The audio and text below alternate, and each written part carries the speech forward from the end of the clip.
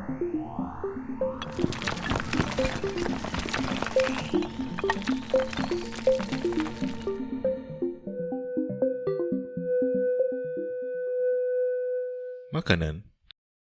kita jumpai di setiap waktu, di pagi hari, siang hari, malam hari, di sela-sela atau saat kita beraktivitas.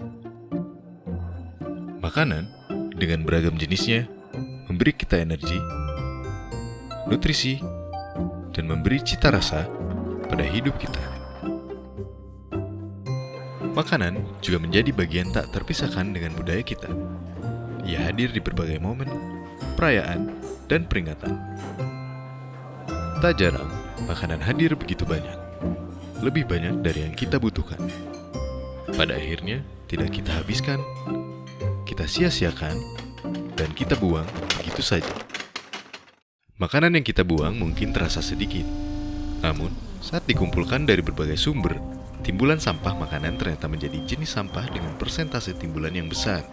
Di kota Bandung sendiri, timbulan sampah setiap harinya mencapai 1.700 meter kubik, dan hampir setengahnya merupakan sampah sisa makanan. Timbulan sampah makanan muncul mulai dari tahap produksi dan panen, pasca panen dan penyimpanan, pengolahan dan pengemasan, distribusi dan pemasaran. Namun, sumber utama dalam tingginya timbulan sampah makanan ada di tahap konsumsi, yaitu saat makanan ada di tangan kita. Meskipun tergolong ke dalam sampah organik yang dapat terurai lebih cepat, sampah makanan tetap memiliki dampak buruk dan membawa kerugian yang besar. Saat membusuk, sampah makanan menghasilkan gas metana yang berkontribusi sebesar 7% dari total emisi gas rumah kaca di Indonesia. Sehingga, sampah makanan juga berkontribusi pada krisis iklim yang sedang terjadi saat ini. Selain itu, jumlah timbulan sampah makanan di Indonesia setidaknya setara dengan kerugian sebesar 213 triliun rupiah setiap tahunnya. Oleh karena itu, menyia-nyiakan makanan sama dengan menyia-nyiakan segala sumber daya. Tingginya kerugian sampah makanan merupakan sebuah ironi. Mengingat saat ini, terdapat 26 juta penduduk Indonesia yang memiliki kesulitan akses pada bahan pangan. Sementara itu, angka timbulan sampah makanan setiap tahunnya dapat diberikan kepada hampir seperempat dari total penduduk Indonesia. Sampah makanan merupakan masalah yang serius. Timbulan sampah makanan akan terus bertambah seiring dengan pertumbuhan penduduk dan berkembangnya sektor ekonomi.